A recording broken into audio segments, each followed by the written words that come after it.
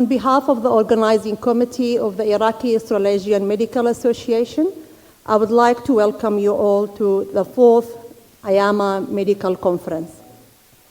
It's truly a privilege and an honor to see so many dedicated professionals, researchers, healthcare experts gathered here today to share knowledge, discuss the latest achievements, and collaborate on the future of medicine. This conference is a testament to our incredible progress we have made in the medical field, as well as the challenges we still face. Over the next 6 to 7 hours, we'll be going through some of the most pressing issues in healthcare today, from cutting-edge research to the new treatment approaches and the future of healthcare technology and patients' care. And as we embark on this journey of learning and discovery, let us remember that the work we do is not just for us as health professionals, but for our patients who rely on our expertise, compassion, and commitment. Every breakthrough, every advancement, no matter how small, has the potential to change lives. So I encourage each and every one of you to ask questions, challenge ideas, and connect with colleagues. Collaboration and open dialogue are key to driving innovation in the medical field. And I'm confident that the conference today will provide a platform to a fruitful discussion and meaningful partnerships. And I'd really like to thank you all for being here, because without your attendance and your support, today wouldn't have been possible. This conference program was put together thanks to the organizing committee, the endless work of day and night to select all the topics in the program that really put this today together. I would like to thank, on behalf of the IAMA committee, all the sponsors that support us to make sure that the day runs smoothly. And as you can see, our program will be running into 5 sessions. Each session has its own moderators that will go through the session, and the moderators and the presenters one by one.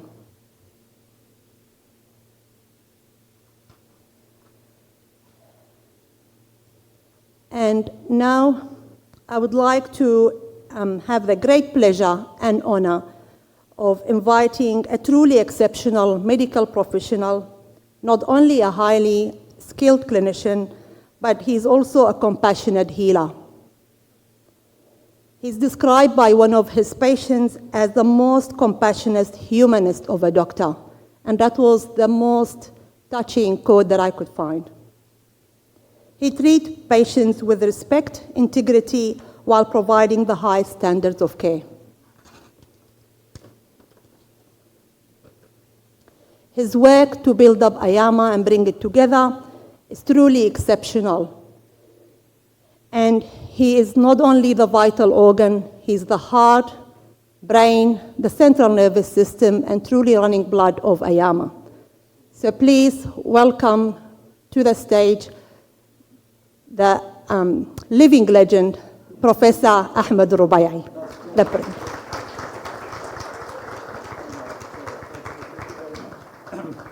Thank you, Dr. Media, for this very nice introduction. It's really very refreshing to see this number of colleagues on a Saturday with a nice weather outside attending a medical conference. It is an attendance which starts to be decreasing even at the level of the profession, like specialties or even general practitioners. A few weeks ago, I was invited to speak to a group of general practitioners from West Sydney, and there were only 24 of them, although it was very supported, it was without charge. So it's really refreshing. There's always competition between Sydney and Melbourne, and this competition transmitted to the IAMA also. And last year, our conference was in Melbourne, was exceptional in the level of attendance, in the organization, and I think those attended were agreeing with it. Now that's put a lot of pressure on Sydney group here. And luckily we came in with I don't know whether we will match, at least in terms of the quality, organization, but in number we are very close. We are very close. And this year, on top of the conference, we will have a session on research. That include research work by our colleagues, undergraduate and postgraduate, and we will have a poster session outside during the lunch break. My understanding from Professor Al-Ubaidi, Haidar Al-Ubaidi, that the response was great. So we have many research paper, and we have at least 18 or 19 poster research there. So that's one of the differences. The other difference is that this year the conference have the trip, have a social trip, and Melbourne last year they could, apart from the hosting by Dr. Media, actually we didn't see anything else. So I would like to welcome again all colleagues, and a special welcome to colleagues coming from interstate, from Melbourne, from Canberra, from South Australia, from West Australia, and from Brisbane, from Queensland in general. This is the 4th medical conference arranged by IAMA, Iraqi Australasian Medical Association, and it's the conference number 11 arranged by the group, starting with 7 annual conferences arranged by the Committee of Doctors in the Iraqi Australian Graduate Forum. We started in 2009. So this is number 11. Now we are proud that we are the only medical association having a regular annual medical conference among all medical associations abroad. All. I'm talking about other ethnicities, Indian, Bengalis, Lebanese, or all. We are the only association which has a regular annual medical conference. But it's not only a conference, it is a conference for interstate colleagues, that one. 2, it is a conference based on IAMA pure effort. And it is budgeted by IAMA budget with the support of the sponsor. Now, this year, as Dr. Media mentioned, the program includes 18 presentations. And 18 presentations is a huge program, by the way, by all measures, comparing with the professional medical conferences, 18. You can imagine controlling 18 presentation during that. That's why it was a very heavy effort, extended over around 5 months. And it ended with a marathon yesterday and the day before yesterday because of the cancellation of flights, because of weather and because of other purposes. So yesterday was a very heavy day for us. Now, the program is tailored to the needs and requirements of our general practitioners colleague and our hospital trainees colleague. And we have a feedback from them. We ask them about the requirement, and we built up this program according to their need. Now, it is purely presented by IAMA members. So all colleagues are IAMA members. We are proud to say they are Iraqis, for colleagues who are not Iraqis. And all participating on volunteer basis, so there's no payment. In fact, some of them, they pay to support the program. So the conference wouldn't be possible occurring without the great hard work over the last 5 months by a great team in the organizing committee, including Dr. Ali Al-Fayyad, the head of the scientific committee in IAMA, Dr. Muhannad Jaber, member of the research committee in the IAMA, Dr. Media Al-Yas, the vice president and a very active organizer, Dr. Khalid Ahmed, general surgeon, Dr. Ibrahim Al-Ansari, a resident from Melbourne, Dr. Bushra Al-Ubaidi, Dr. Ali Al-Alusi, and our star, Dania Jabir, son of our colleague Muhammad Jabir, Dr. Omar Al-Mukhtar, Dr. Mahmoud Nadeem, Dr. Muhammad Khalil, Dr. Ula Zaidan, Dr. Mudar Shawi, and Dr. Isam Al-Mutair. I would like to thank our sponsors for this conference. They are Meditronic, Douglas & Meyer, Multigate, and Novo Nordisk.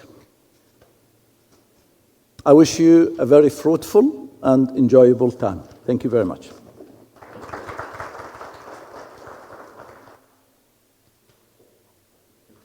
Thank you so much, Dr. Ahmed. And as Dr. Ahmed mentioned that Sure. I missed, it was middle of that. That's part of the marathon. I missed Dr. Ziad Dabagh. He was one of the presenters, some of the colleagues mentioned. So I mentioned the organizing committee. Organizing committee is not the presenters. The organizing was following that. So Dr. Ziad Dabagh is one of our presenters, and we will come to thank him. I thank him already. Thanks. Thank you. And as Dr. Ahmed mentioned, now for the Melbourne group, we have a new target to beat. I think we should start preparing for our next year from now on. At the end of the program, as you know, tonight we have the dinner. The dinner is also here, starts 6:30 to 9:30. So whoever's attending, it will be a very nice time to socialize and get together with the group. And as a complement tomorrow, there is the social activity, which is the trip to Blue Mountain. And thank you so much to Dr. Aula for the nice itinerary that was put together for tomorrow. We'll start with the first session, and that is weight management. It was very cleverly put as a first session before we start eating, so we don't feel guilty afterward. And it is my great honor to present our two moderators, Dr. Ali Al-Fayyad, the senior interventional cardiologist from Melbourne. He probably looks after more than half of the heart health of the patients in Melbourne. And Dr. Khalid Ahmed, who's a general surgeon from Sydney. So please welcome them to the session. Thank you.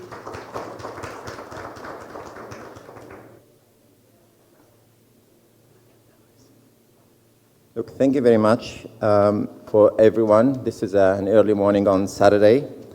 So we'll start with the weight management. Hopefully everyone has breakfast and something to eat before we start this, and otherwise no one will be eating after this. So weight management, and I think this is quite an important topic these days, and because of this. So we can see that about 66% of us are either overweight or obese. Anyone surprised? Probably not. So that slide prepared by Dr. Majid, so don't blame me. And unfortunately, that's not just us, it's actually our kids. So I found this slide quite interesting. As we get older, we get heavier. And I think there are multiple factors to do that. And I'm not specialized in this area, so I prefer to move to Dr. Majid Al-Aboud. So Dr. Majid Al-Aboud is a consultant and a general physician and endocrinologist from Macquarie University, graduate with a degree of Doctor of Advanced Medicines in Endocrinology with academic excellence. He's a fellow of Royal College of Physicians in Edinburgh, fellow of Royal Australian College of Physicians, fellow of Iraqi Board of Medical Association, Medical Specialization, and a fellow of Arab Board for Health Specialization, and the lists keep going. So I'll stop here. Currently, Majid is a staff specialist at the Gold Coast University Hospital and associate professor of medicine at Bond University. Please welcome Majid Al-Aboud.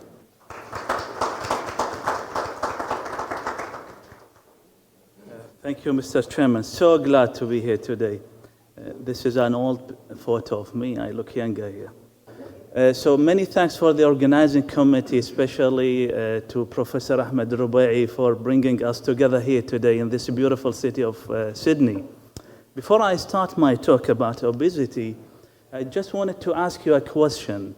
Who thinks obesity is a risk factor for other disease? Please, hands up. Interesting.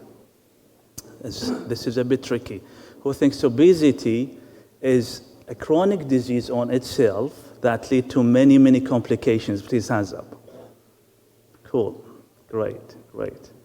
I think to answer this question, we need to understand what is the definition of a chronic disease. The Australian Institute of Health and Welfare defines chronic disease as any long-standing health issue that is difficult to be cured and result in impact on patients or person's health, including mental and physical health.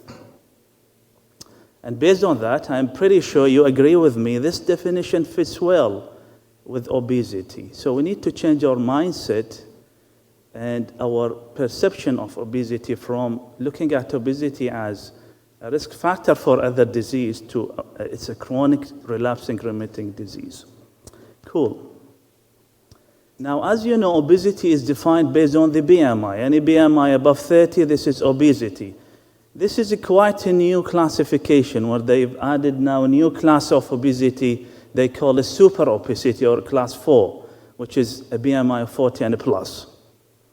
And obesity is a complex interplay of many factors. We all know that healthy food is quite expensive and it is less palatable, while unhealthy food is quite cheap, readily available, and it is it's very delicious. من ما يحب الباتشا والكباب والتشريب مو صحيح؟ Now, many organizations all over the world, associations and regulatory bodies already recognize obesity as a chronic disease, including the Royal College of Physicians and the FDA.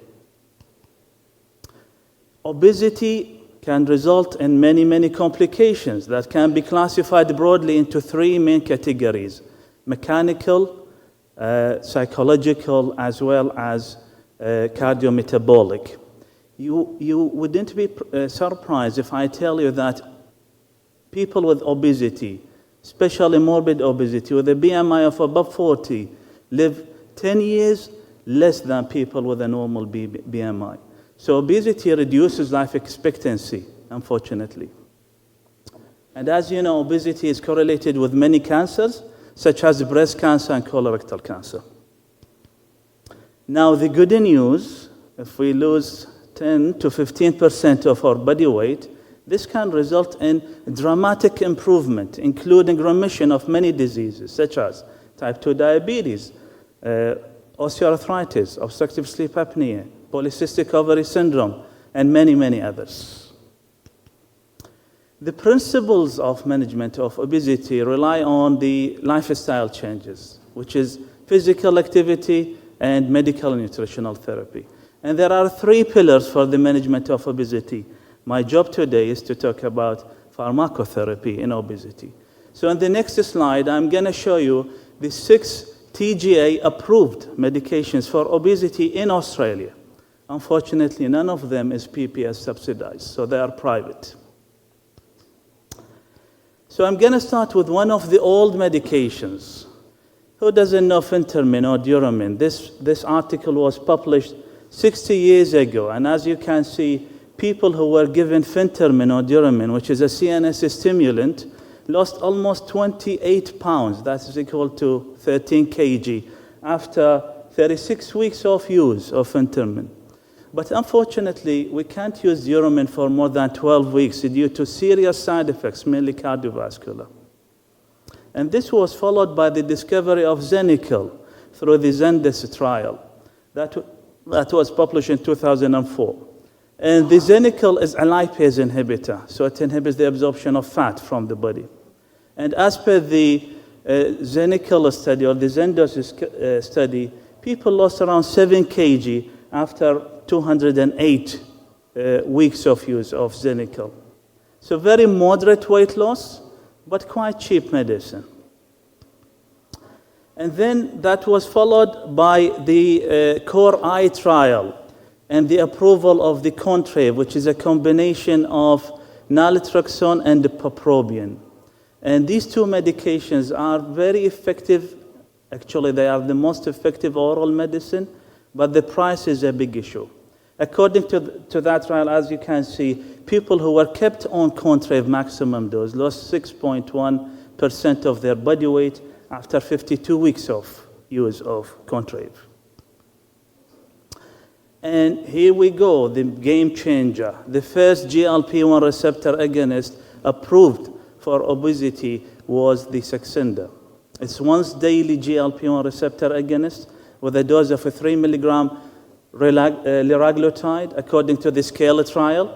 And people who were given Saxenda, they lost 10% of their body weight at the end of the trial. And then we had the new generation of GLP-1 receptor agonists, the long-acting one, which is the Wegovy, and 5 different doses, 5 different colored pens. And according to the STEP trial, which is the pivotal trial for Wegovy, you might be surprised if I tell you that there are 30 clinical trials conducted on Wegovy. One of them is the STEP 1 trial. And it was conducted on more than 30,000 people, actually. So very good evidence we have here.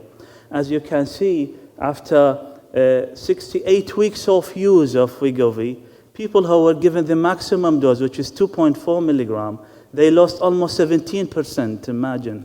17% of their initial body weight. Which is, for me, what is most important is that box on the left side of the screen.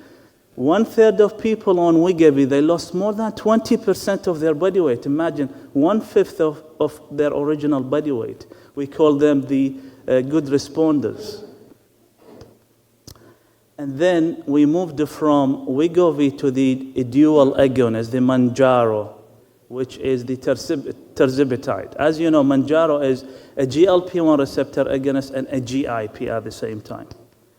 And the results were quite impressive, to be honest with you. This is the first time in history we have a medication that can result in 22.5% weight loss of baseline body weight after 72 weeks of use.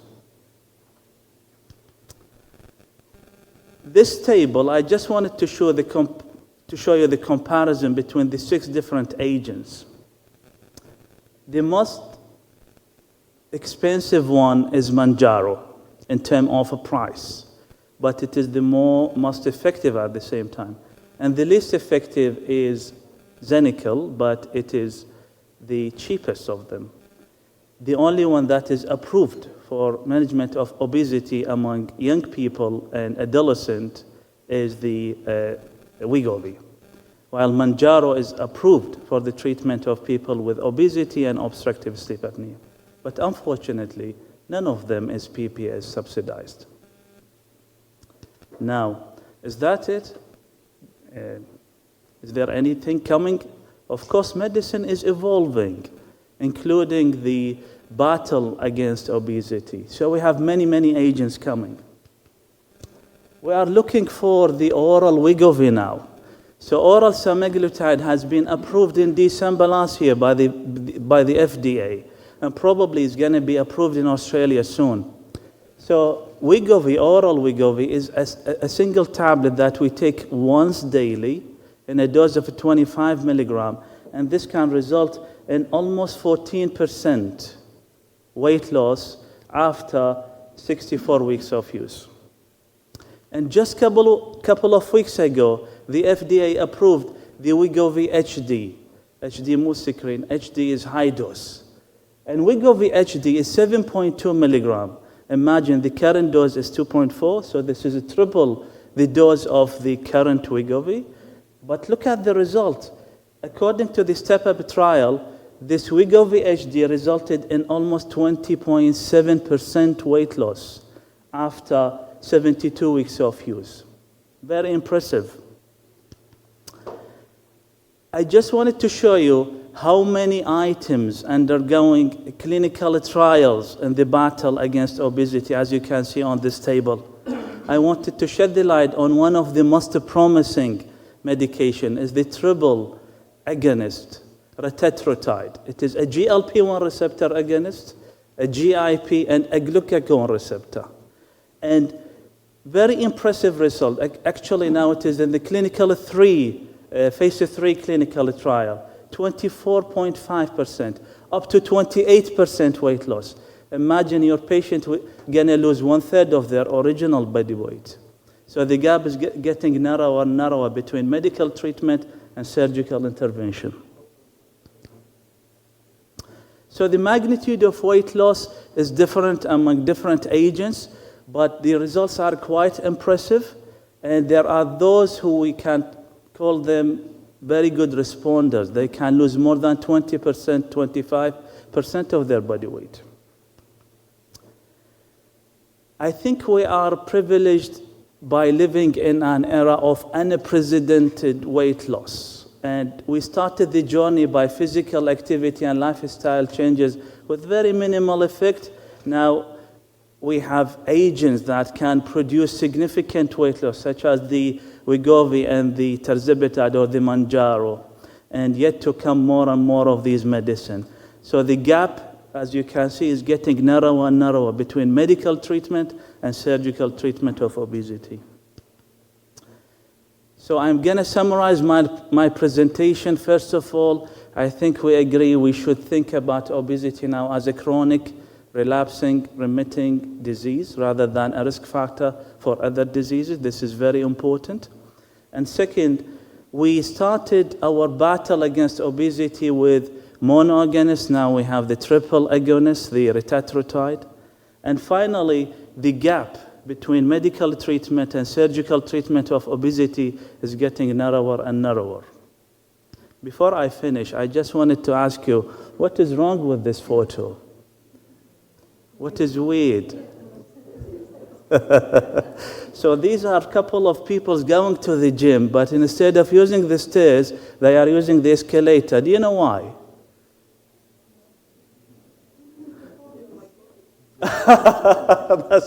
That's probably true. I guess maybe they want to preserve some energy for the workout, especially if it is leg workout. Thank you so much.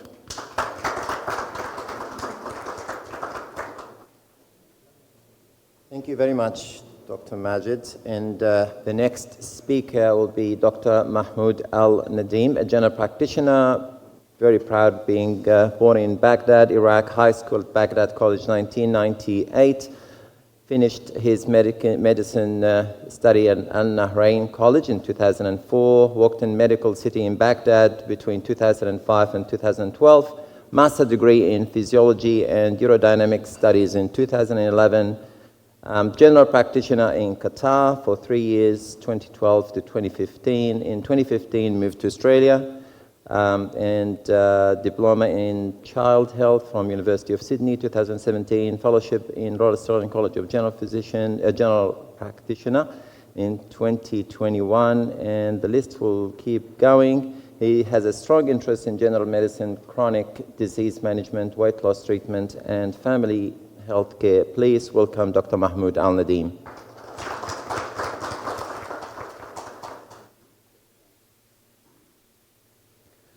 Thank you, Dr. Ali, and hi, everyone. Well, wait, okay.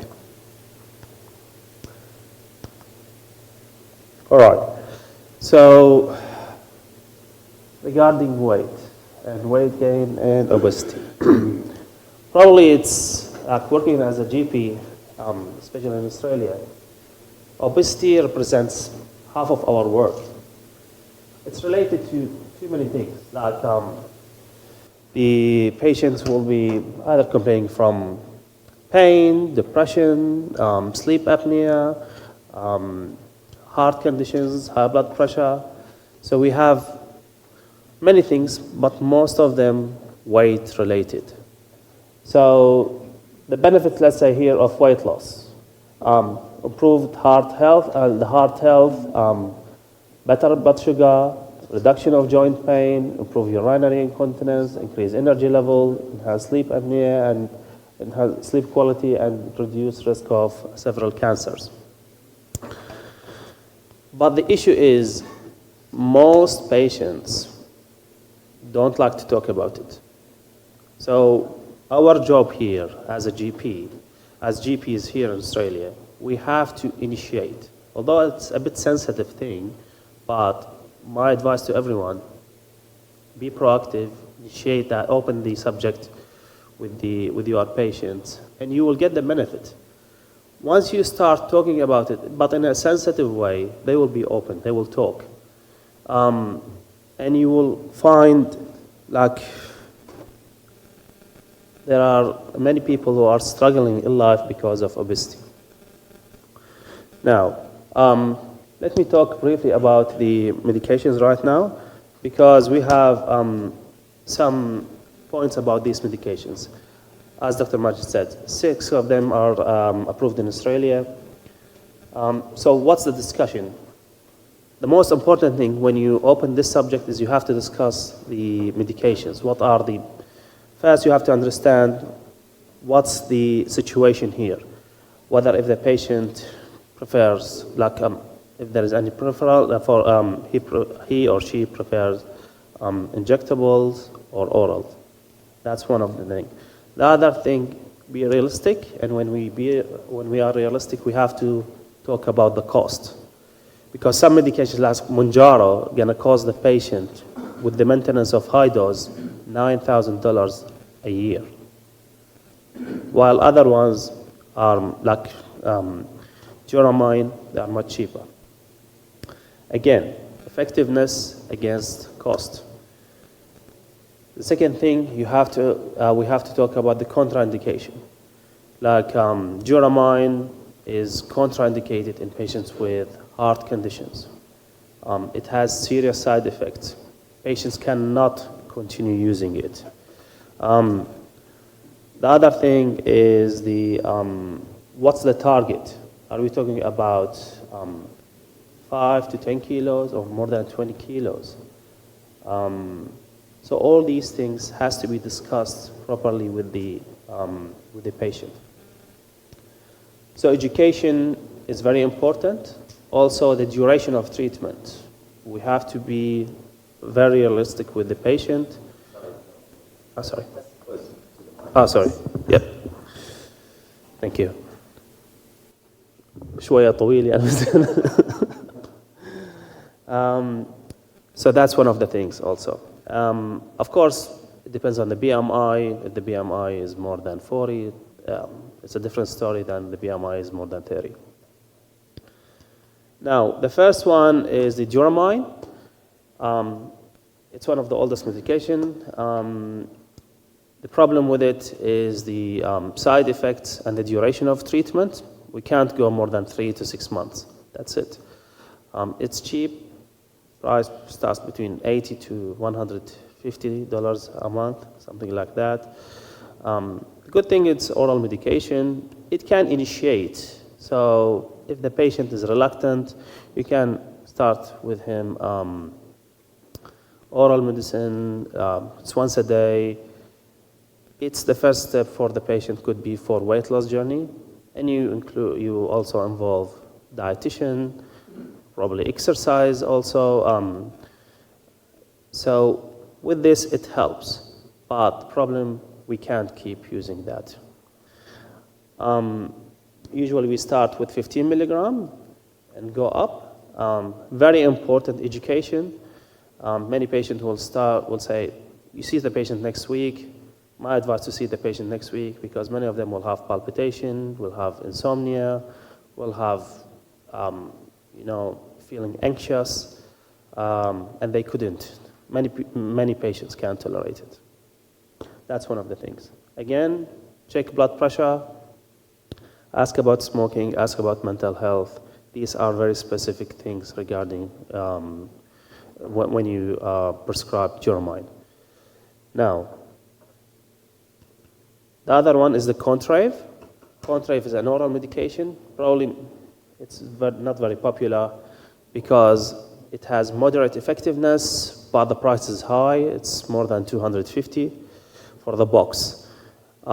We have to educate the patient. It's good because it helps with improving mental health. So it can be used for depression.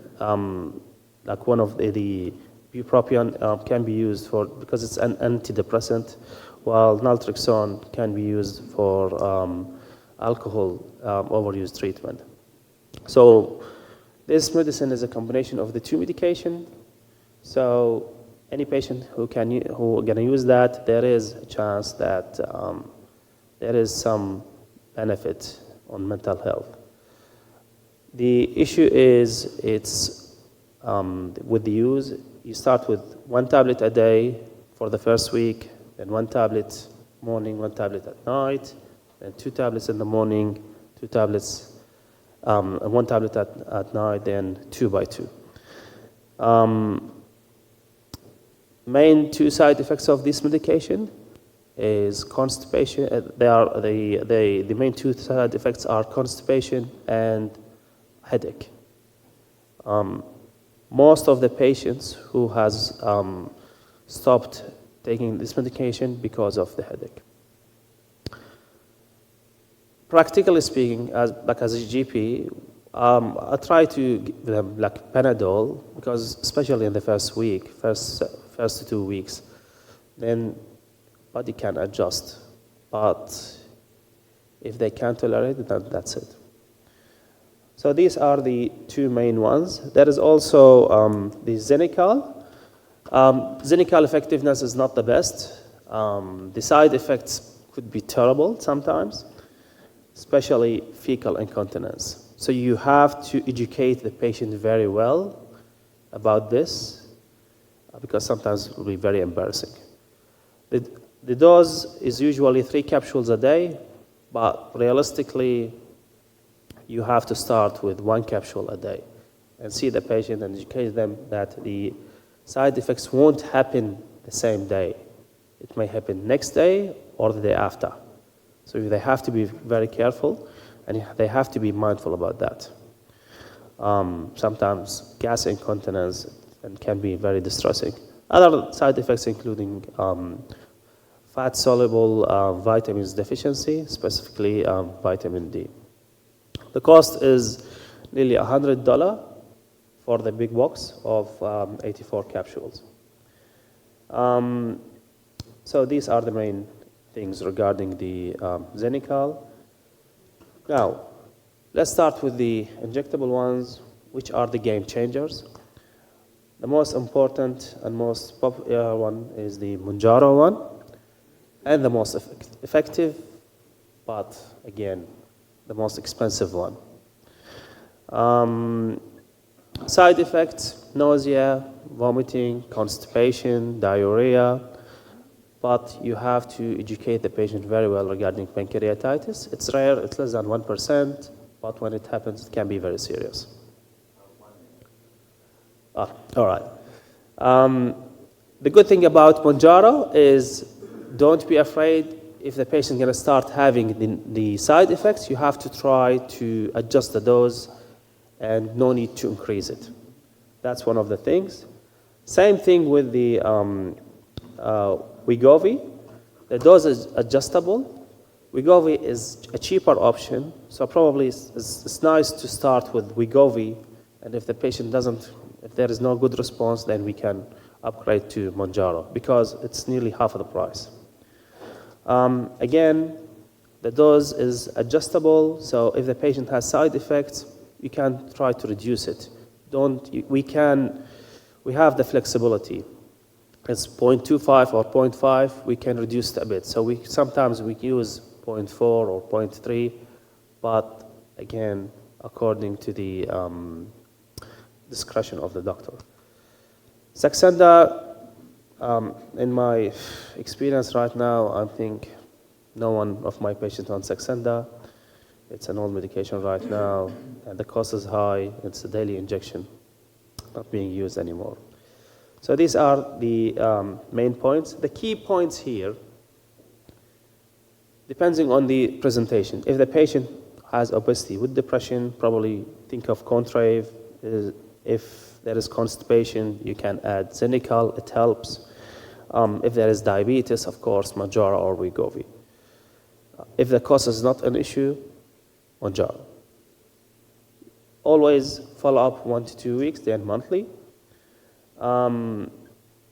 Lipase check is not mandatory, but it's advisable. Again, education is the critical and most important thing. So always education, education, education, and be realistic with the patient. It's a medication case by case. Sometimes it works, sometimes it doesn't. So be realistic. There is no guarantee that the patient is going to lose weight. Some of them used it and they said, we have used just water. Okay. So that's the main thing. Thank you.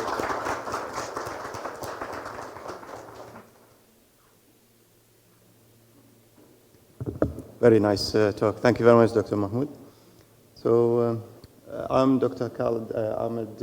I'm general surgeon as well as bariatric interest. So now we're going to talk about the surgical and endoscopic management of metabolic disease and obesity.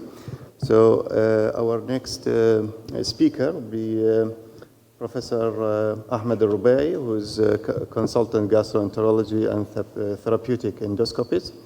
He's associate professor at University of New South Wales, and he is currently, as all know, president of the Iraqi Australasian Medical Association.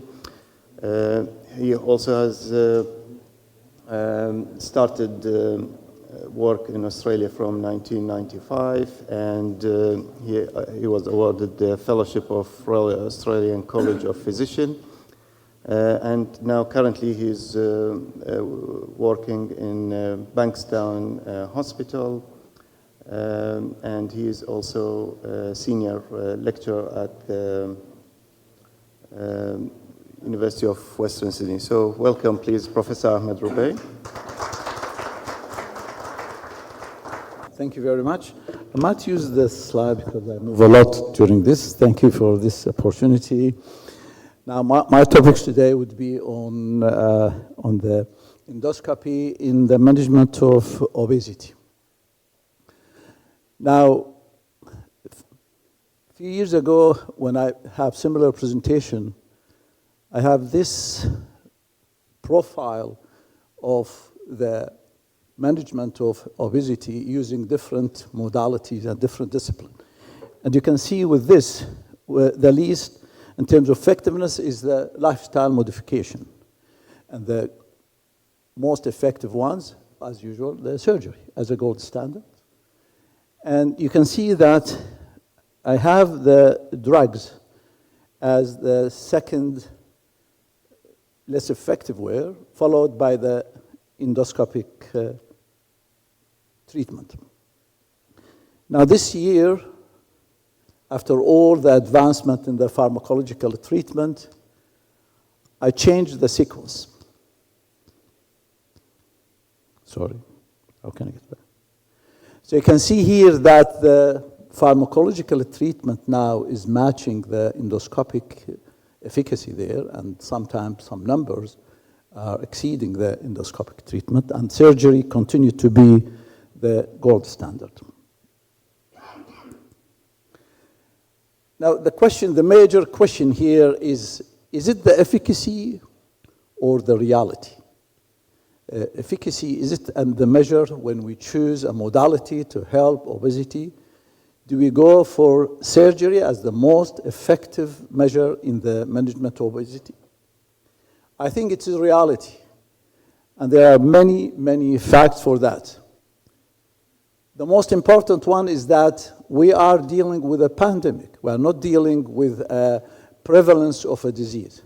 There are around 2 billion persons now with obesity, let alone overweight. So reality dedicates the selection and the needs. We have also the spectrum of obesity. And as you can see from this, that the BMI more than 40 is the least among all other BMIs in terms of the management. And then selection also will take into consideration this pyramid. Now, the big question, is there a place for bariatric intervention? There is no item numbers right now for any of the bariatric endoscopic management of obesity. Dr. Majid presented excellent data on the breakthrough by the pharmacological agents in the management of obesity. But let us be realistic. The tolerance is a major factor here. 30% drop either because side effect or because of the cost. We have several contraindications, and the durability is limited. Once you stop it, 2/3 of weight is regained within 1 year after stopping it. So these are all limitation factors. Surgery. We know surgery is the gold standard. The BMI, or the total body weight loss, is ranging anything between 25 and sometimes 30 or 35. But is there access to surgery? In 2023, the American Association of Bariatric Surgery estimated that there were 250,000 sleeve gastrectomy and bypass done in America in 1 year. So if we consider the number of obese patients in America, this means they need 400 years to treat their obesity for the current number, let alone the increasing number. So access is a major problem to use the efficacy of the surgery. Access even by the financial restriction, because not everyone can afford it. Contraindication, we have contraindication. We have people who are unfit. We have people who prefer not to have surgery. We have people who are aware of the morbidities and mortalities of surgery. And the third factor is the weight regain. And I think Dr. Muhannad will present some data about weight regain and the revision there. So for this reason, limit the use of the surgery. Now, bariatric endoscopy simply, it's a wide range of procedures. All are oral, all using the gastroscopy, all are minimally invasive, almost all are reversible, and all are with the day only. So there's no admission. There's no admission. Generally speaking, all of them are gastric in terms of intervention, and the duodenal one are very limited, and they are still in the advanced phase of research. I'll start, and there are two types. The gastric one are two types: the space-occupying device and the restrictive procedure. And the space-occupying device, we know the intragastric balloons, which was established or introduced in 1985 in a very primitive way. Now, the effect is simple. So first of all, it reduces the volume of the stomach. Secondly, it delays the gastric emptying. Thirdly, it gives the feeling of satiety because of the limited volume. And also, there is a very, very mild neurohormonal effect through the stretching, affecting the ghrelin and affecting the leptin hormones. Behavioral modification depends on the development of habit. When you have a heavy meal with a smaller stomach, you will have vomiting. You will be punished on that. So hopefully this will establish some habit. Now, the main eligibility, BMI 30 to 40, but BMI of more than 27 with comorbidity is another indication. We have several types of intragastric balloons, but we ended having two only. The most common one, two are the Orbira. This is the intragastric. By the way, introducing the capsule is a very simple procedure, 10-minute procedure. And in this case, we introduce it and dislodge it and come out. It is widely used in America for a reason we can't understand, because it should be pulled out in 6 months. So after 6 months, we go there, we puncture it, and then we pull it. The second one is the SPAT. This is the most widely used. This we fill it through the scope, and it is the only adjustable balloon. So it can be adjusted according to the response. With less weight loss, it can be increased. The volume can increase, say, from 500 mils to 700 mils. So it is adjustable. If they are vomiting, we can reduce that. And it is 12 months. Now, the average weight loss here, total body weight loss, is 12 to 15 with the Orbira, 17 to 18 with the SPADs. That on top of the multidisciplinary approach where we involve a team of dietitians, psychologists, exercise physiologists, and a specialized general practitioner. Now, the durability is very limited.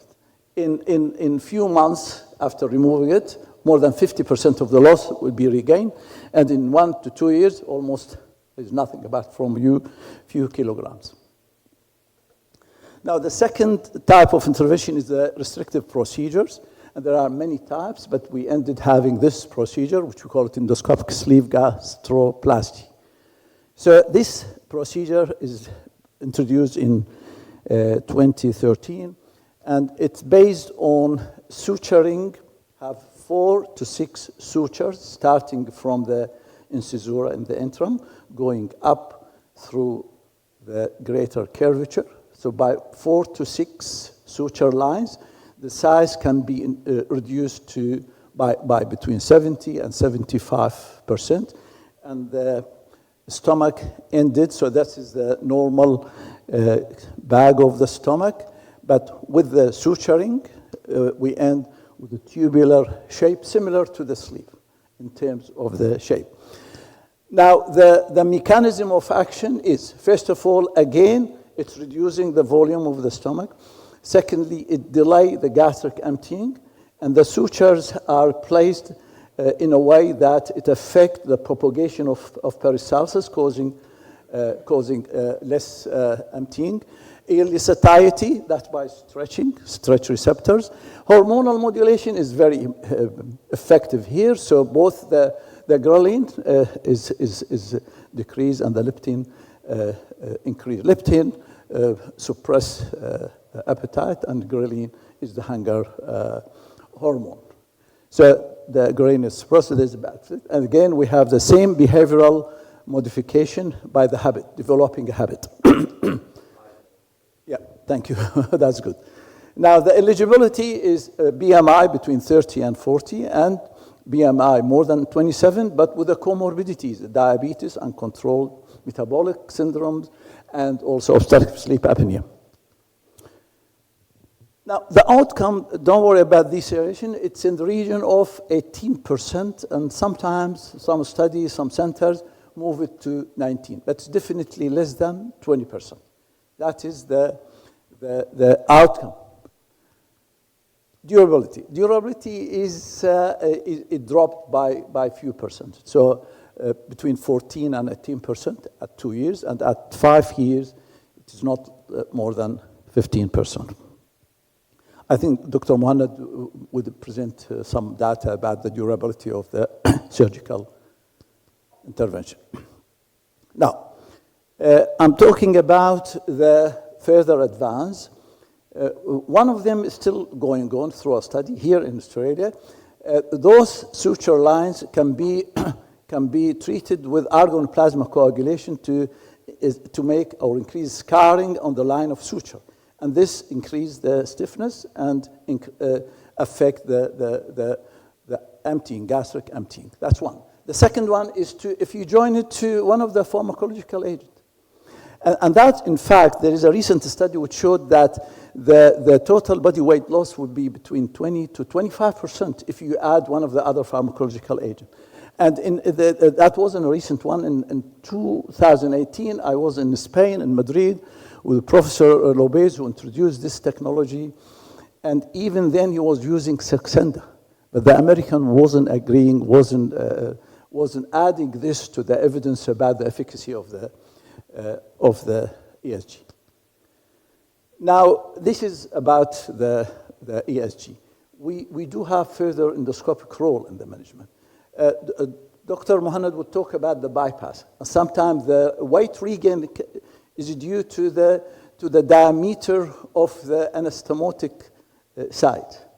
So we can do endoscopically a reduction of this size by what we call it endoscopic submucosal dissection, and then suture it.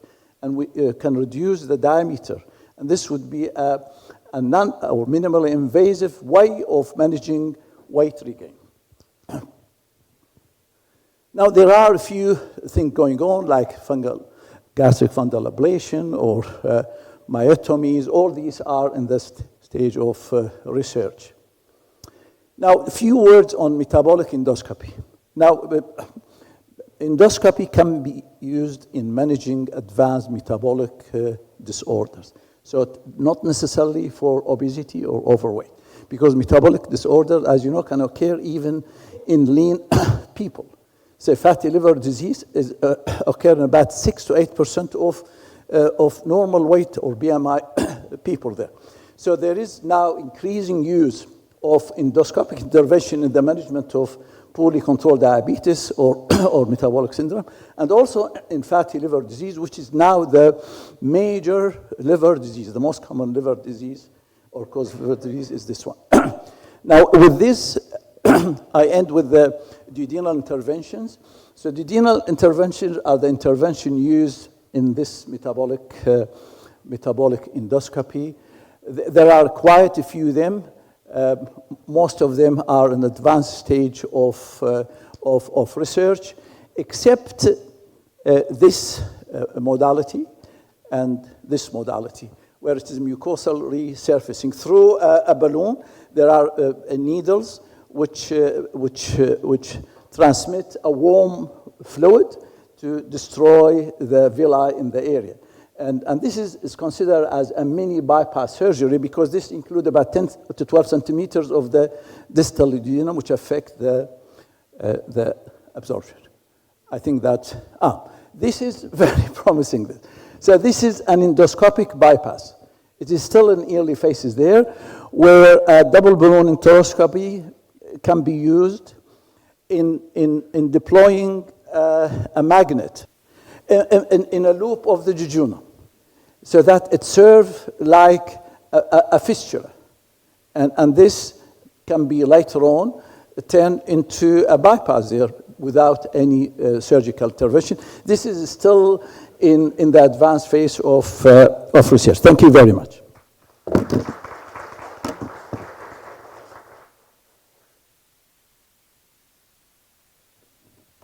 Thank you very much, Professor Ahmed. Nice talk.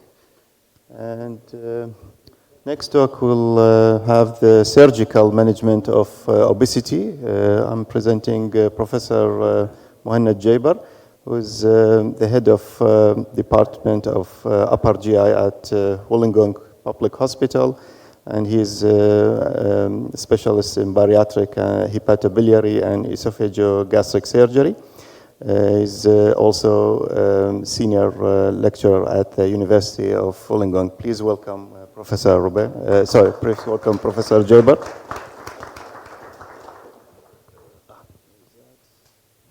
Thank you, Khalid. Thank you very much, and good morning. So once again, that is all right.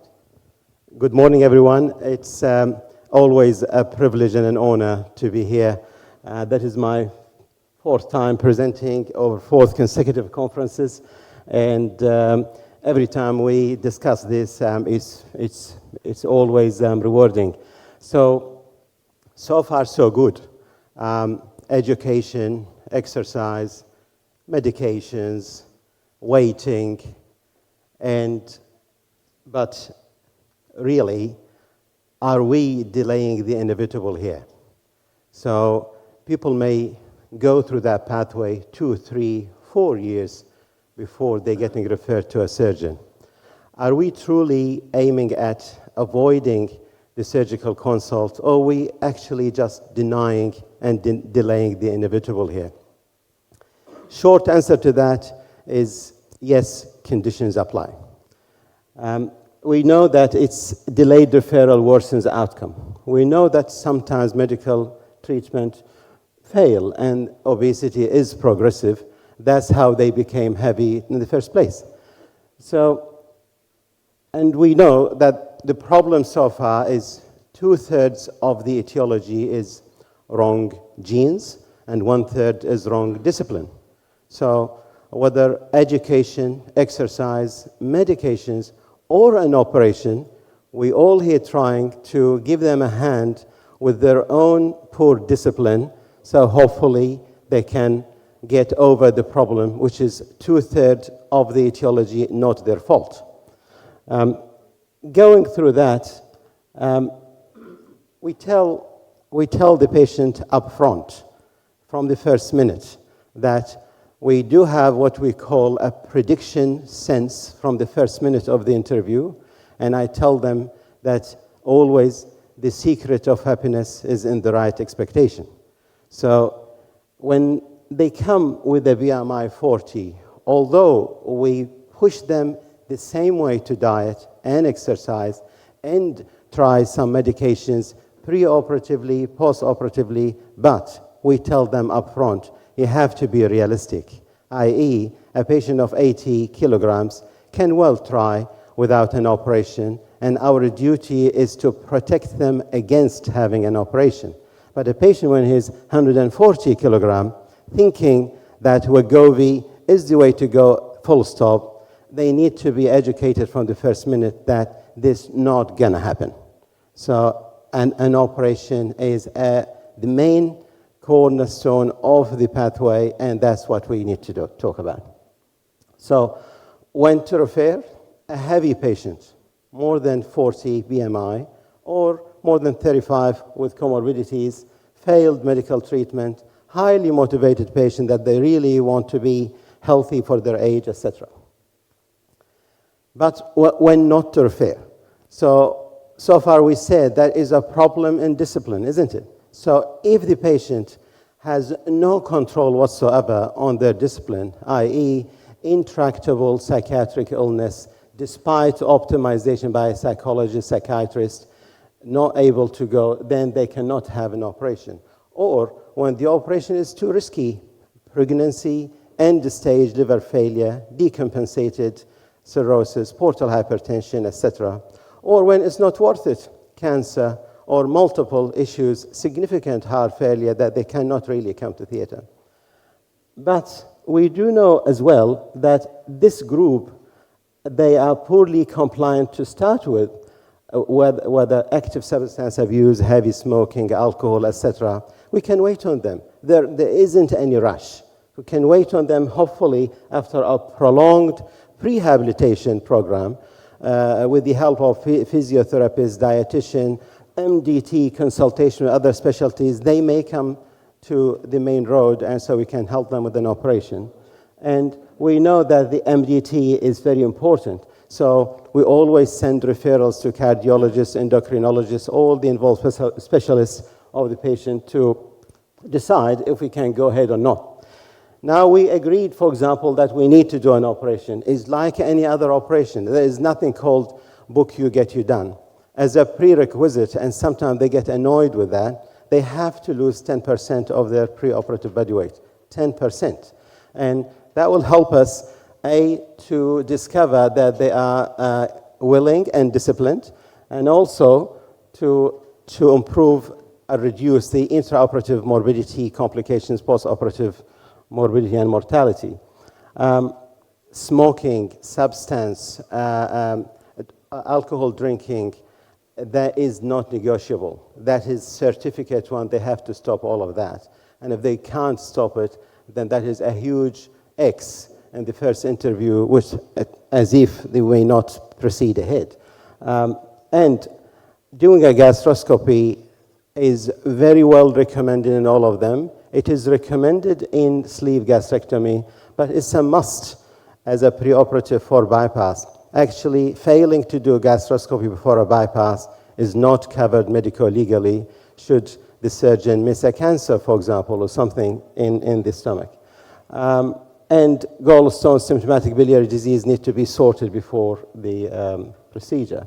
So there is actually no rush. Now, that is for the next few slides. What operation to choose? Rule of thumb, simply what operation to go first to, the reflux of the patient determines that. So the first question to them, do you have long-standing bad reflux? Answer is yes, they have to go for Roux-en-Y gastric bypass, full stop, regardless, unnegotiable, because all other operation will fail. We know that sleeve gastrectomy is a reflexogenic operation. make them refluxing. We will understand in the next slide why. And we know that Roux-en-Y gastric bypass is an operation that is first described to treat reflux people, but then they notice that they start to lose weight.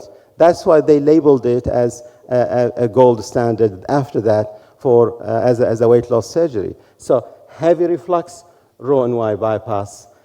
No reflux, medium diabetes, reasonable BMI, they go for a sleep. So sure, if they are just heavy but not super obese, they may have a sleeve gastrectomy.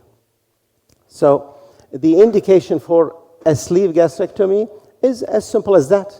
BMI more than 40 or 35 with some comorbidities. And nowadays, even a BMI 35, if they're very motivated and they tried conservative management, couldn't help, then they need to go for that. So a simple thinking is a BMI, I would say between 35 and 45, no reflux preferably, or very low reflux, and it's a simple surgery. So they get a sleeve, and that is not an exaggeration. That's what they need, and we tell them that you may acquire a reflux, and we write it in the consent, and if you have a mild reflux, may become worse. However, we use a sleeve as well as a bridge when we have a hugely heavy patient that doing a bypass is so risky. We sleeve them as a bridge. Hopefully they lose 40, 50 kilograms, and then we reassess. Maybe we can do as a step 2 a bypass operation, and definitely to avoid insignificant reflux, Barrett's or hiatus hernia. Avoid sleeve, remember, avoid in reflux. Why reflux? Is a simple plumbing principle. We're cutting 2/3 of the stomach, and we leave a third or a quarter of the stomach, which looks like a sleeve, hence the name. So you can imagine that's a long column of fluid, simple plumbing, then the pressure will be high. Even a no reflux patient will acquire a reflux in some 30%, and a mildly reflux patient will become much worse in half of them. So I do significant reflux questionnaire, and I write all of that down. And if I discover that they're mild, we can consider sleeve, otherwise we'll move on. So if they have a history of large hiatus hernia, history of Barrett's esophagus indicating long-standing reflux disease, reflux for the last 20 years, for example, not a sleeve. Even if they're only 85 kilograms, if they're only 38 BMI, for example, they should not have a sleeve. Then we consider a bypass. What bypass? And we said that it is a Roux-en-Y gastric bypass. Now, I know you're all excellent at visuals, but there's some 2 differences between a mini means one joint. Mini means easy, one joint, that's the thing. So 2 differences. In the Roux-en-Y gastric bypass, what do we want? We want no more reflux. So we treat all the hiatus hernias to start with, suture them, and then we make as short a pouch as possible. Why? Because the acid production is in the distal stomach, mid-stomach, parietal cells, so hopefully there's not much pouch remaining to release acids. And what else? We bring a meter from down below, or that is an alimentary limb, so the food will go there, and guess what? We get another meter to join it all the way down, that bring bile. So no bile will go to the esophagus, i.e. no biliary reflux, and no acid productivity, so no gastric reflux.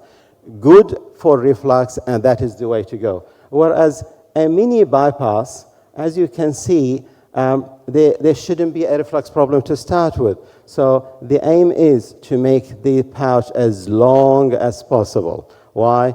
Because when you bring only a loop, see the bile will come all the way here, and some of it will go to the stomach.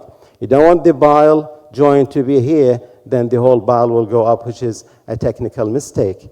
So as long as possible, and we suture it in a way that the bile will go there and hit all the way down, so it doesn't go up. So as you can see, the stomach does not know the jejunum from before. Unfortunately, it's an arranged marriage. So hopefully they love each other afterward, but we try to make them able to do so. Remember, loss of bile coming to here, remember ulcer here. Ulcer is less here, we still see it.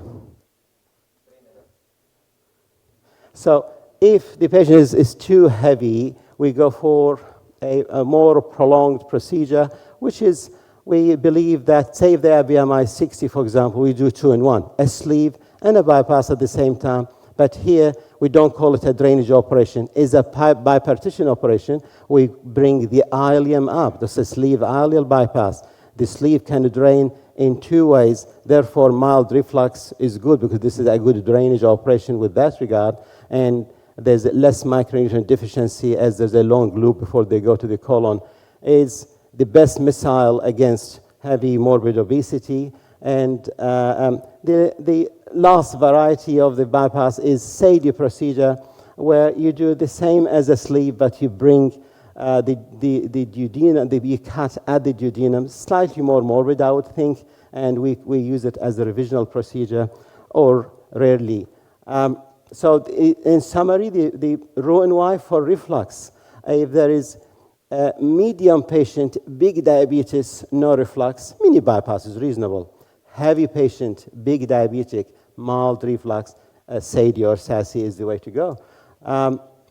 So quickly about complications. So I have never put a drainage in any operation because if they leak, they do not present during the admission. They go home, they have fever and sepsis, they come back and we detect a leak, which is manageable nowadays endoscopically. If they bleed, however, although this is not your problem because it happens during the same admission, they're so obese. They don't show the clinical signs of bleeding. Typically, they encourage to move, they go to the bathroom, they faint. That is typical of intraperitoneal bleed, otherwise you can't tell it. When they call me like that, CT scan, theater the same evening. And for the last 15 years, I have one bleeding, and it happened in the Easter day and was a struggle to find an anesthetist. So this is important. So any pain after bypass is an urgent referral, and may happen 6 months, a year, etc. Gallstones need to be excluded. Ulcer is the major cause, but internal hernia need a laparoscopy. So any pain undifferentiated, a few months after the bypass, urgent referral back to the surgeon, and we often offer a laparoscopy to exclude internal hernia so we can fix it. Smokers are the subgroup that we struggle with that. I think we almost band, as you can see, I have never mentioned band because I've removed hundreds, inserted none. So band is, will ruin the esophagus, will ruin the upper stomach. We remove it, wait 3 months, and once again, a bypass. Stricture is always ischemic. We have the help of our gastroenterologists, dilate, wait, try to treat. Otherwise, we have to convert to a revisional operation. We cut all together. So last couple of slides, dumping syndrome, we see it. And that is important. We think it's rare, actually. I do see it in my practice, especially when I operate on cancer. People do total gastrectomy. So early dumping is more common than late dumping. It's basically an osmotic phenomena. They eat lots of sugary stuff, and they flush it with the fluid, and osmosis, pain, diarrhea, they get better. Or they have delayed dumping, where they really become hyperglycemic, then insulin surge, hypoglycemia. They feel dizzy, sweaty, and they typically lie on a sofa on the floor for a few minutes. They get better, and that is a referral back to endocrinologist. Resolution of metabolic syndrome, the more complex, the better resolution in general. So more malabsorption, better resolution. That's why the best resolution with the complicated stuff, least resolution with the sleeve gastrectomy. Hence, the selection is very important in the first place. Weight regain, we see it 10 to 30%, mainly in people who have lost their discipline once again, or due to technical factors, as Dr. Ahmed mentioned, dilation of the pouch, for example. So nutritional deficiency, once again, the highest malabsorption, the highest nutritional deficiency, but with adherence to post-operative plans and revisions, that is under control, actually. Follow-up is a multidisciplinary once again, and is every few weeks to few months blood test, vitamins every day, exercise, and dietitian review. And That's it. So I feel that surgical intervention is safe and effective. Early referral, multidisciplinary approach, and ongoing adherence to team is the way to go. Thank you very much. All right, so the Q&A session will start. If anyone has any sort of questions, please go ahead. Hi, my name is John Ziad, one of the GPs in southwestern Sydney. Thanks for this great presentation, but we sometimes received letters from the hospital and specialists asking us to refer patients to the metabolic clinic. I think these clinics, for me, like a ghost. I always refer to the clinic, and I haven't seen any patient seen in this clinic. So my question, are they exist? Who's working in these clinics, and what's the role of that clinics? Specifically, we are in an area that financial burdens are quite significant for patients, especially with comorbidities and high BMIs above 40. They cannot afford to go to buy Manjaro or other injectable medicines, and for sure they can't afford to go for bariatric surgery. So what's these clinics' role with those kind of category of patients? Thanks.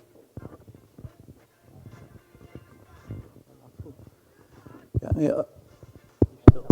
I missed most of the question. So I gather you're talking about people obese with metabolic clinic. Look, obviously the limitation is there. You can see that both bariatric surgery, endoscopic bariatric management, and the pharmacological all are on the private side. And unfortunately for endoscopic procedure, although they are day only, although they are minimally invasive with less medication, haven't been approved by the Medicare here in Australia, and there is no item number. Otherwise, one can do at least 20 patients for balloon in one session, because it's 10 to 15 minutes procedure. And this is very feasible. 10, 15 minutes, a session of 4 hours, you can imagine the number, 16, at least 16 days. And this is large number on one. But up until now, there is no approval. It is very expensive, I agree. But I think the most important part of it here is we go back to the foundation. You know, lifestyle modification, diet, and exercise. Don't underestimate these measures. These are very important. And in fact, this would be the most important slide we present today, because it is the important factor even in maintaining the weight loss, right, after the intervention there. But I think it is underestimated, it is underused at all levels, even at the specialist level. Diet, we are underusing it. Exercise, we think exercise, in fact, is the aerobic, etc. Exercise should be designed by the exercise physiologist, because the idea here is that the weight loss doesn't affect the muscle mass. So it's not a way of losing weight, like a lot of things there. Now, the behavioral part of it is very essential. So you get the habit of eating less. And I told you this is very difficult. I go to Japan every 2 years for those interventions. And when I go there for 2 weeks, I get used to their small dishes, small containers there, and I feel satisfied. And I decide when I come back home to go on the same way. Few days, and then I go back to the Arabic generosity where we have big plate, etc. So this developing the habit is important. I think these are the measures. Otherwise, we have the cheap pharmacological agent, which you can tailor according to the patient, and I think Dr. Majid can comment more, whether we can use these in cases where there is no access to pharmacological agents. Sorry, Dr. Ahmed, just I think you, my apology, you misunderstand my question. Is that, apology, I think you misunderstand my question. My question is there any metabolic clinic in the hospital? And what's the role of these clinics for general populations, especially those people with high morbidities and BMIs more than 40? And can we refer those patients to these clinics as general practitioners? On my side, I can talk. I have few patients came to my practice asking about these clinics. What I know is there are one in Campbelltown, and there's one in Blacktown, and maybe one in Nepean around Denver. They're all very busy, and they have lots of categorization, selection criteria, very heavy. And most of the time, these patients will not reach the surgery maybe after a year or 2 years. And there's lots of limitations. Like, for example, as Dr. Jaber mentioned, smoking is a problem. And these patients, if they cannot stop smoking, they don't get surgery. So, yeah, this is my experience when I see few patients in the private sector. Question from Dr. Media. Thank you. And my question is for the surgical management of weight loss. So for patients who are young females planning to start their family after their surgery, what do you advise them of the waiting period, whether they have had sleep versus the bypass? Thanks, Media. I think they can have either. So it all depends. It's the same criteria according to their BMI and comorbidities. Example, if they have very high BMI with diabetes, etc., they will go for a bypass. And they often ask me from the first visit about when they can start conceiving, or whether they have tried IVF already, they failed, sometimes they have a PCOS, which stopped them from conceiving. So we run all of that, and always the recommendation is to have the bypass, the bariatric operation according to the criteria. If they are a sleeve candidates, they will receive a sleeve or bypass accordingly. And the current evidence that although we prefer 12 months of waiting onward, but some evidence saying 6 months post weight loss is enough for them to start trying to conceive or to start liaising again with their fertility specialist or gynecologist. Post-operatively. Yeah. So, from my understanding, a lot of patients after bypass, they've been told that they can try for pregnancy only 3 months after their bypass surgery. Yes. Is there any change to the guideline? Yeah. The previous teaching that we were always waiting 2 years, but we found that is a bit too slow and too long. So the current evidence in collaboration with evidence from gynecology, it is preferable 12 months, but to be honest, I don't see 6 months is enough, because at 6 months they are at the prime of their weight loss and they have just understood the way how to eat and how to exercise, etc. To put another big project in addition to that, especially when they have struggled already in terms of fertility, I don't see it a good timing. And I always tell them, invest in the first 12 months post-operatively to get these under control. And then after that, we can overlap with the gynecologist and often send letters to their gynecologist as well as a collaboration. There's a question from the back.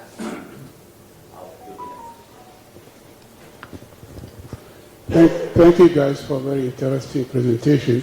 My question to Dr. Mohamed Arbai. Hi, Dr. Mohamed. As you know, I'm a psychiatrist, so I have about half a dozen questions for you. You know, I mean, obviously you're operating on the clients for this bariatric surgery. What do you think? I mean, do we need a pre-mental and post-mental assessment for clients? I mean, the way I think, avoiding probably complication or even increase the success rate of clients by excluding guys who they don't need the operation. Think about a list of mental health which can push toward surgery and they are not indicated. Like, seasonal depression, atypical depression, eating disorder, bulimia, there's a list of them. And by excluding those guys, your success rate with operation probably will go up. On the top of that, post-operative mental health assessment can be useful. I mean, the way you put it, like, I'm a very obese guy, and I think if I do the surgery and lose 50% of my weight, girls will line up in the queue for me. And then nothing happened. I'll be hopeless, helpless, and start thinking about killing myself. So we see these guys, after the surgery, and they said nothing changed in our life. We're still, neglected, isolated socially. What's the point of living after losing the money, a lot of money, and losing 50 of my weight? And I mean, post-operatively, we see guys which, symptoms which cannot even explain, like, slowness of thinking, bit of limited concentration, focusing, like, acquired ADHD, and they respond well to a stimulant, but with all the investigation, you can't find the reason behind that. So at what stage do we need to send the clients pre-operative and post-operative for a psych assessment? Najaber, yes. He's hiding somewhere. I can't see him. للأسف لا أنتمي إلى الرباعي يعني. Sorry. شكرا. So my rule of thumb, if the patient is known to a psychiatrist or a psychologist, then they have to give me a clearance to go. Because if they know to a psychiatrist, for example, then at least they have mild to moderate psychiatric illness, and I need to run this MDT part with them before we clear them to go ahead for the operation, mainly in terms of medications management, and if they're truly disciplined or truly good to go ahead with that project. As you know, I always tell my patient that we will be together in 100 of chapters. The first 2 only are mine. First chapter is an operation, second chapter to recover from it. And the remaining 98 chapters is me coaching you. So you have a homework to do at home. So if they're up to that discipline, then why not? But if they come already under the care of a psychologist or a psychiatrist, then I need a clearance from them. Then you come to that category 2, which is the commonest. They do have mild to moderate anxiety/depression. They're under the care only of their GP and plus minus some medications on board. But they appear very normal and very good and they're happy. With those patients, ideally we ask them, they need to be seen by a psychologist, and the logistics come in the way in terms of the appointment of the psychologist, the costs, etc. So, and the third category, they have 0 history of any psychiatric illness, they don't take medications, and practicality-wise, we're happy to accept them without consulting. So to summarize, no history, no consultation. Some management by the GP, I prefer them to be seen. Heavy psychiatric history, we tell them up front, I'm not approving it until we receive a couple of letters between me and the psychiatrist to see if you are eligible at all for that procedure. And I can't forget as well that the complaints that most of the patients put on our table as well. We have been really good, but then we became depressed, took antidepressant, hence the weight gain. So they actually blame the medications as well as a cause of their weight gain. And I know it's a vicious cycle, but that is, sometimes I even try to send them to a physiotherapist, psychologist, dietitian. If they have only mild depression, I'll try to get rid of these tablets, especially these tablets are just generally prescribed by the GP without significant, for example, ongoing need. Hopefully they can get rid of that as they believe that is the tablet that makes them gain weight. Heavy psychiatric illness has to be collaborated with the psychiatrist, unfortunately. I'll have 2 more questions from the floor and then we'll finish up. Okay, we'll give one question for Dr. Wisal then.